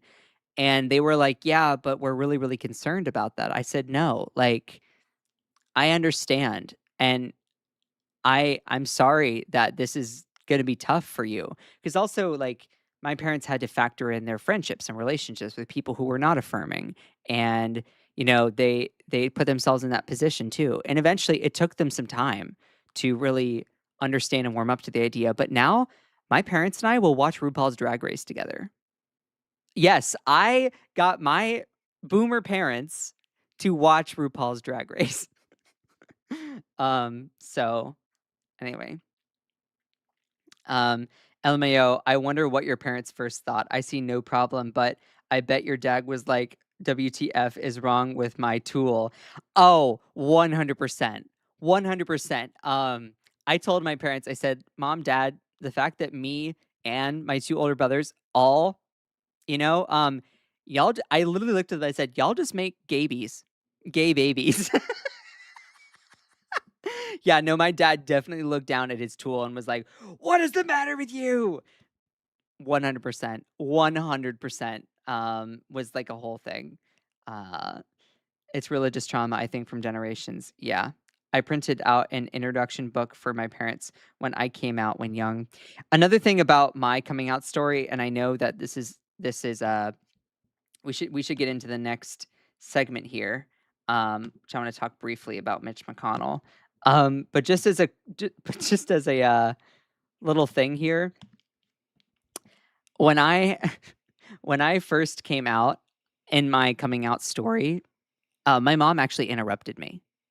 So I decided my coming out birthday is December 28th of 2016, and I do something special on that day. It's my coming out birthday. And, it was right after Christmas, but before the New Year, because I wanted to do it after all the Christmas chaos and all of that, but before the New Year so I could feel like a different person. And so I was with my parents, we cooked a nice dinner, and, we're together and everything, and I sat him down, and I was like, "Mom, Dad, I really wanna share this with you because I love you all so much, and I wanna be honest with you. I'm" My mom interrupts me. My mom interrupts me and says, "Gay." My heart dropped. Literally, I was actually mad. I was furious because she took the words out of my mouth. I was like, "This bitch stole my moment." Like, All right, this "Hey, I didn't say you can start." I was like, "This bitch stole my moment. No, ma'am." I was clenching my hands so hard because I was so frustrated. Um, I was it was a tough night. It was a tough night because my parents looked at me and they said, "We obviously love you, but we want you to seek help." Um, and we think that morally it's not correct, all that stuff. I was on the brink of running away from home that night. I actually was. I was considering I went for, like, a long walk because I was just emotionally exhausted. Um, and, it was not easy. Years later now, we're on really, really good terms, but, yeah, my mom stole my moment, and I told her later, like, a couple years later, I was like, "Mom, that wasn't cool when you did that." She goes, "Yeah, I'm sorry, that wasn't cool." So, yeah. Yeah. So it was a whole thing. It was a whole thing. That's what they call trauma. Um anyway, let's briefly talk about Mitch McConnell. Do we want to do that or do we want to talk about Iran? Um I was confused for a while but eventually accepted being a lesbian. Yeah. Put in the chat below. Do we want to talk about Mitch McConnell for a second or do we want to talk about Iran? In an update regarding the Strait of Hormuz? just type in below Iran or McConnell, or maybe I'll start a poll. Which should we talk about first? Mitch McConnell or latest on Iran and Strait of Hormuz? Start poll. Start poll. Let's call Mitch on the phone. Okay. I see a lot more people saying Mitch McConnell. Okay. Okay. Okay. I think we got 8 votes in here. 75% are saying Mitch McConnell. I'll probably talk about Iran still as well. The Strait of Hormuz. I didn't say Strait of Hormuz. I said Strait of Hormuz. Oh, okay. You're just being funny. All right. That photo they got is from 2023. Oop. Some interesting claims. Let's call Mitch for 20 minutes. Yeah. All right. So let's break this story down here, shall we? Okay. To everyone listening right now, please send 26 likes for 2026. I appreciate every single one of you. Please make sure to send some likes for the stream. Does everyone know where the like button is on a YouTube live stream? Please make sure to send a couple of those. It really does help the stream. I appreciate every single one of you. All right, let me click the start recording button so I can post this later as a video. All right, interesting. Here we go. Senator Mitch McConnell shares health update with new hospital photo. Of course, this is driving conspiracy theorists wild. Republican Senator Mitch McConnell has just put out a statement on his recent health issues and hospital stay. He posted this picture and wrote in part, "My doctors have confirmed that I didn't break any bones or suffer a concussion. I didn't have a heart attack or a stroke. I don't have any tumors or hemorrhages. But I was briefly unconscious and was taken to the hospital. While receiving excellent care over the past several weeks, I've also had to deal with a mild case of pneumonia. I can assure you that I've been a good patient. At my age, I tend to do what my doctors tell me to do. I've submitted to every test they can think of to help figure out what caused this incident, and I'm continuing to do everything they ask to speed my recovery. In fact, with signs of continued progress, I've been able to move from hospital care to a rehabilitation center where I'll keep regaining my strength." So we'll continue to follow any updates on that. So that was a statement from his office. The photo showed McConnell sitting up in his hospital bed while holding a newspaper. His wife, former Transportation Secretary Elaine Chao, sat to his side. Okay, wait a minute. Hold on. A newspaper? I don't see any newspaper. Of course, the Chiron is blocking it. I wonder if the newspaper has like a current date or if it's like an old newspaper. You know, you can check the date. Check the date on that newspaper. That way you can verify the integrity of the photo. And that was what they all wrote. Okay. McConnell raises a photo and statement.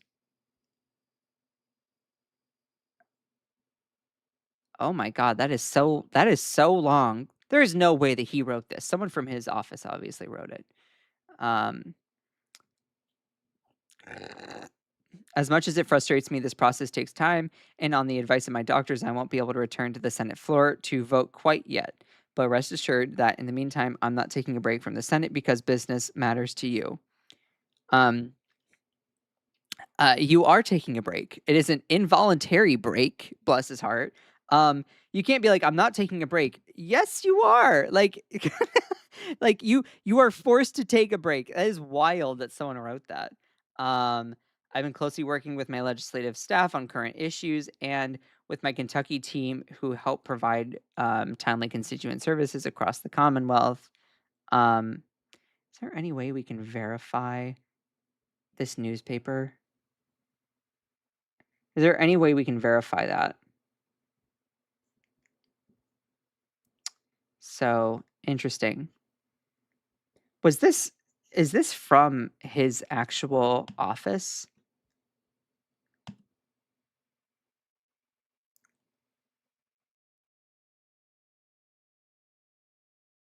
Wait a minute. Wait a minute. Okay, Grok isn't always accurate. Y'all, is this image AI generated? Pay close attention to the text on the newspaper. Grok says, yes, this image is AI generated. The text on the newspaper is garbled and incoherent in multiple spots, a classic AI tell. Detection tools have also flagged similar fakes of McConnell in hospital settings with visual inconsistencies. Real updates from his office have included no photos. Wait a minute. This person says Grok states it's real and not AI. What?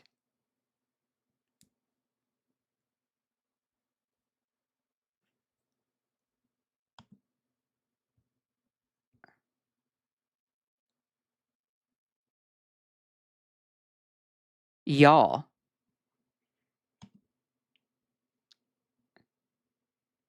Uh,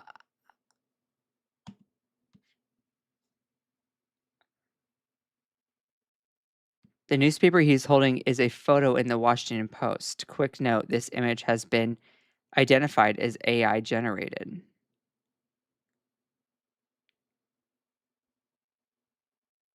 Oh my god.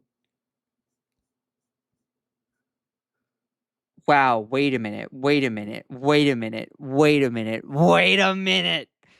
Um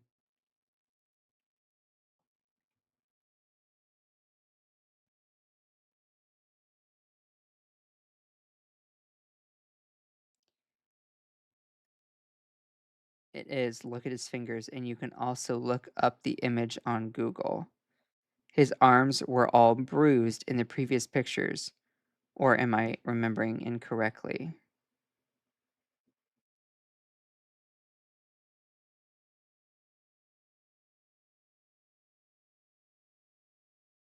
Also, why would he be in jeans? Why would he be in jeans?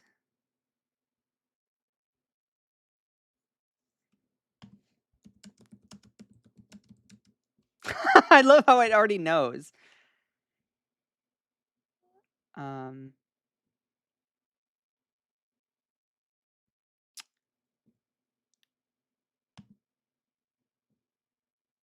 no, that's not a photo of Mitch McConnell in a hospital bed. Go away. Wait a minute.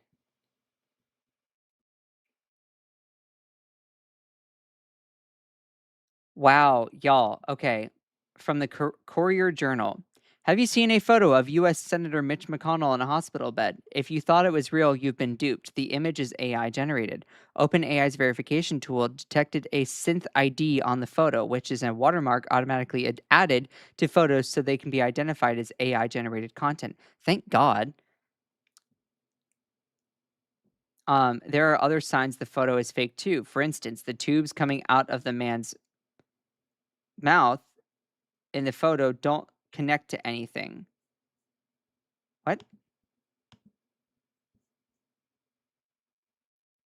There's no tubes in his mouth. Okay, are we talking about a different picture?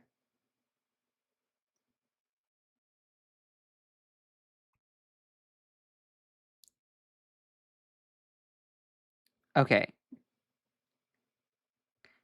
It's talking about this one. It's talking about this one, y'all. Oh my god, it's so hard to know what's real and what's not.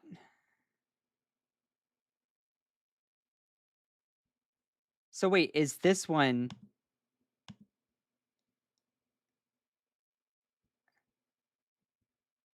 Let's look more at the comments here.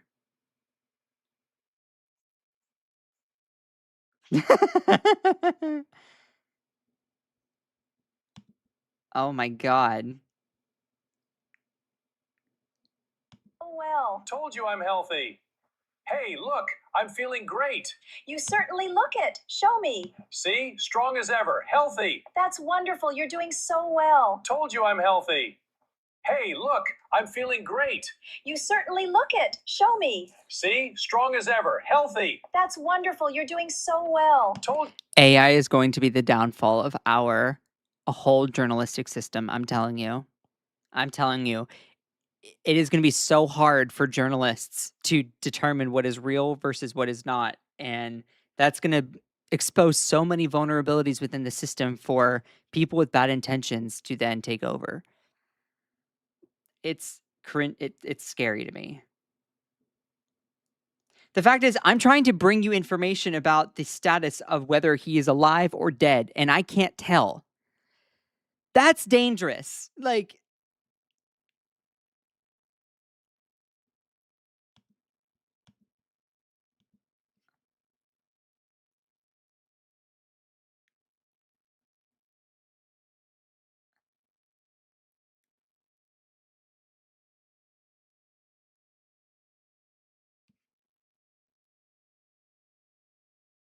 why is it white around his finger?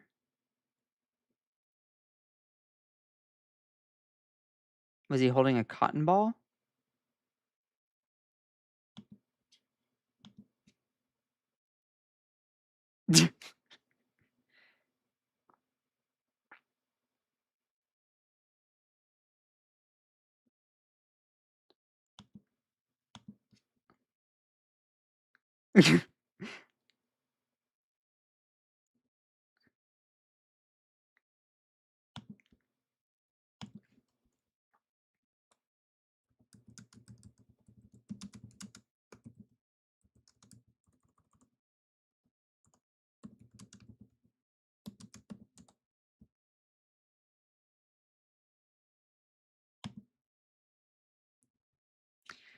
And the first one is listed as AI.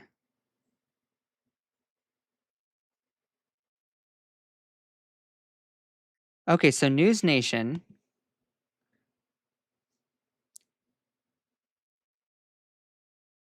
News Nation says that this picture is real.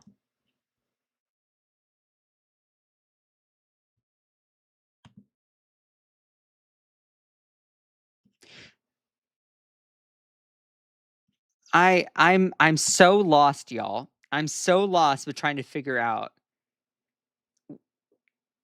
So, proof of life, the image released by McConnell's office showing him smiling and sitting up in his bed. It was authenticated by the fact that he was holding a physical copy of the Washington Post reports section. Um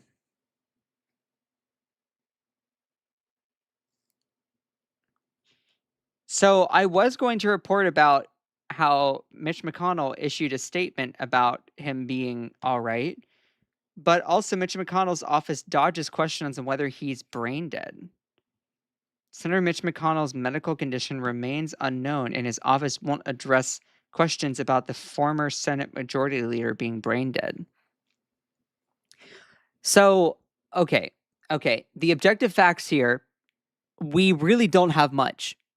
Like, his statement, let me put out, let me just say, the objective fact is that his statement is claiming, his office is claiming that he's still alive. My doctors have confirmed that I didn't break any bones. I didn't have a heart attack or a stroke. I don't have any tumors or hemorrhages, but I was briefly unconscious and was taken to the hospital where I was receiving excellent care over the past several weeks. I have also had to deal with a mild case of pneumonia. Yeah, News Nation's not credible anymore. Yeah, that's why I kind of went away from it. Y'all, I cannot. This is why journalism is so important. I cannot even verify what is real and what's not. That's dangerous. Apparently, she left a few days before his incident. Did Elaine Chao come back from China?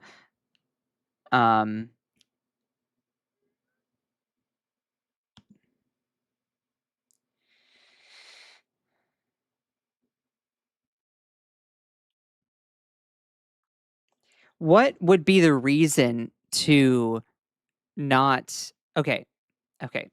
Before we venture into conspiracy territory, I'm a very big critic of that. Before we venture into that, what motive, what reason would Mitch McConnell's office have to not be forthright about the senator's health? What is the main reason? Would it be because there would be an appointment for, like, what would be the reason? What would be the reason?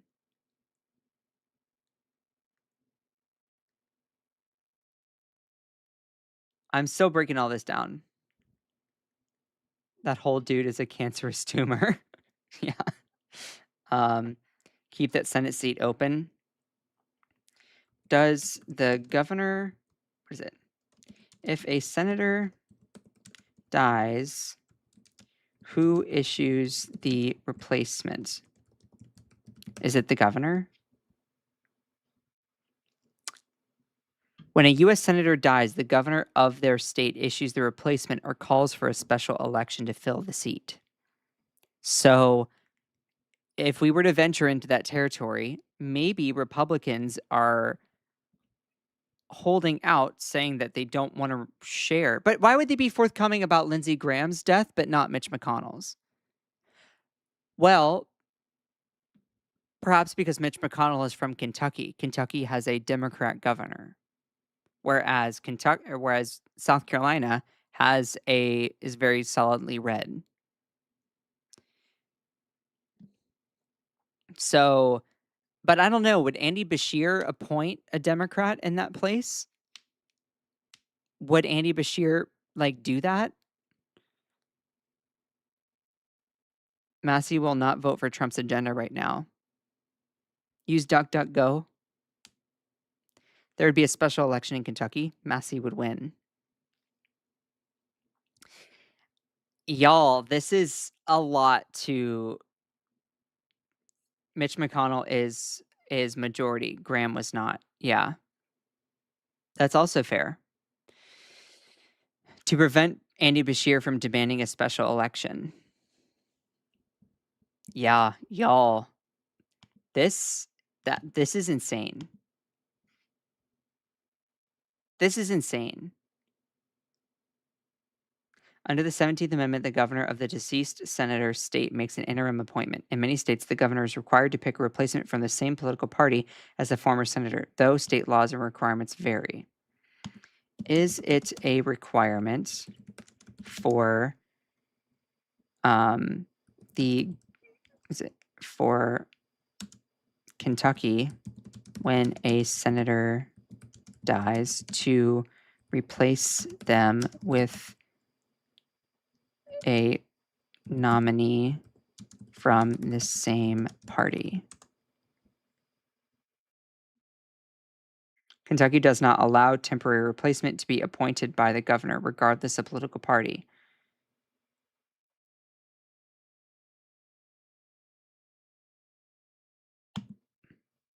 What happens if Mitch McConnell leaves office? Kentucky's Senate vacancy law explained. Kentucky law no longer allows the governor to appoint an interim U.S. senator if a vacancy occurs. A 2024 law requires Senate vacancies to be filled through a special election instead. Kentucky is one of only 4 states that prohibit gubernatorial appointments to vacant U.S. Senate seats. Okay. So this is actually incorrect for Kentucky because Kentucky is one of the 4 states that prohibits gubernatorial appointments. They would have to do a special election. Wow. Okay. So Kentucky changed their laws for this exact reason in 2024?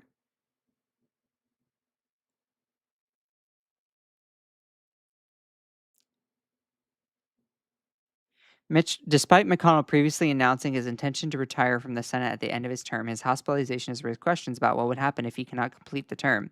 The former Republican majority leader, one of the longest serving senators in American history, has faced several health scares of his 40-year tenure. Until 2024, Kentucky's governor had the authority to fill a Senate vacancy. That changed with House Bill 622, which now requires a special election. So Republicans changed it so that the governor could not appoint it, probably because the governor's a Democrat.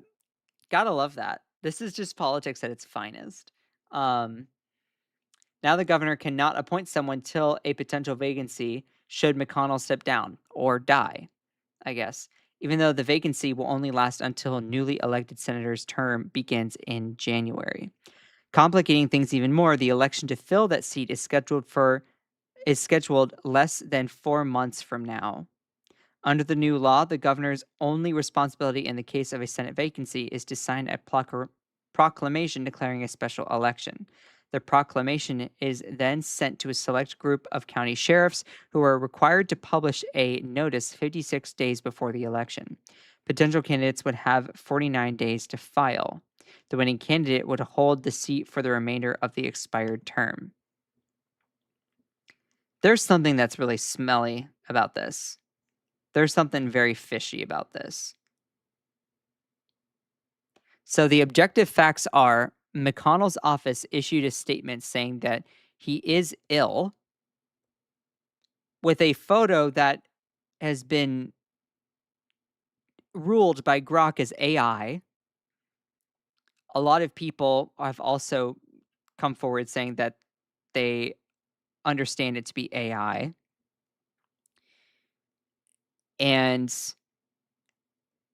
they're not sharing this because Kentucky, as a state, has laws put in place that the governor doesn't appoint, replacements. In fact, the governor's job is to sign into law I guess a runoff race or a very quick Senate race to fill that seat. Y'all, this is a lot to be happening here. I think I'm going to leave it there for today. Again, I'm still not feeling the best, so I should probably just go lay down. Thankfully, Mondays are actually my day off. So anyway, I appreciate every single one of you. You all are amazing. This is wild. That's wild. I love all of you so much. The GOP changed the law so Bashir could not appoint a replacement when Mitch dies. Yeah. Yeah, it seems like that's very much the case. Damn. Y'all need Satan? What? Reverse search that picture. Yeah. Anyway, I appreciate every single one of you. You all are amazing. I'm going to end the live stream there for today because I'm not feeling the greatest. So, let me end the poll. Okay. Y'all are incredible. I appreciate every single one of you. Please make sure to go and check out my other content. We love you. Feel better. Thank you. I appreciate that. I will see you all tomorrow, and I'm sending lots of love and good vibes. You all are incredible. So thank you to my amazing moderators. Akicha, the effulgent one. Y'all are incredible. Ilisa, hope you feel better. Thank you. Hope you feel love you, gay bro. Oh, love you too, Steve Shane. Thank you, him, Rachan. Thanks, Mods and Scott. Feel better, bud. Thank you. Cantigan, love you. Thank you, Jay Harrison. Love you. Thank you. Hugs. So, I'm gonna go lay down. Please feel free to go and check out my other content on TikTok and YouTube. I love all of you so much. Get some sleep. Feel better. Thank you, not you, Jim. Y'all are awesome. Just remember that you are beautiful. You are loved, you are valid, you are strong, and you are fierce. Don't let anyone or anything or any algorithm ever dim your shine. I love all of you so much. Bye.